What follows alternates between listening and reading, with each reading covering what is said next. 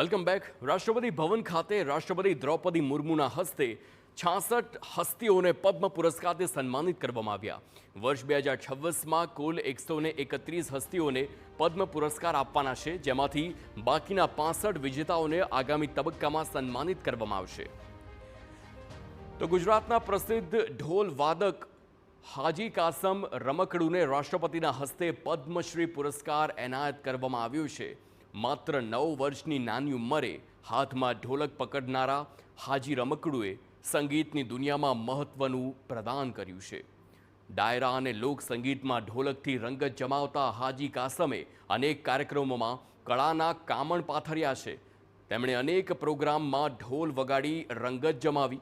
ગાયોની સેવા માટે પણ તેમણે અનેક કાર્યક્રમો યોજ્યા। પદ્મશ્રી પુરસ્કાર મળતા હાજી રમકડુએ ખુશી વ્યક્ત કરી।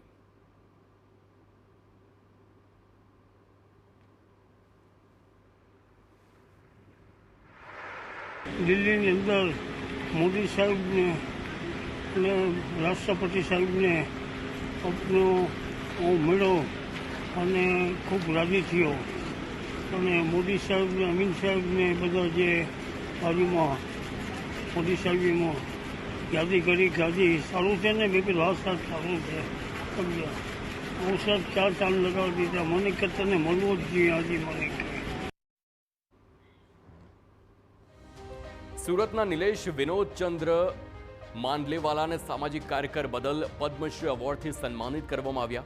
નિલેશ માંડલેવાલા ગુજરાતમાં અંગદાનની પ્રવૃત્તિના પ્રણેતા તરીકે ઓળખાય છે। વર્ષ 2006માં તેમણે સુરતથી કિડની દાનના માધ્યમથી અંગદાન સેવાનો પ્રારંભ કર્યો। શરૂઆતમાં માત્ર કિડની દાનથી શરૂ થયેલું આ અભિયાન આજે ખૂબ જ વિસ્તૃત થયું છે।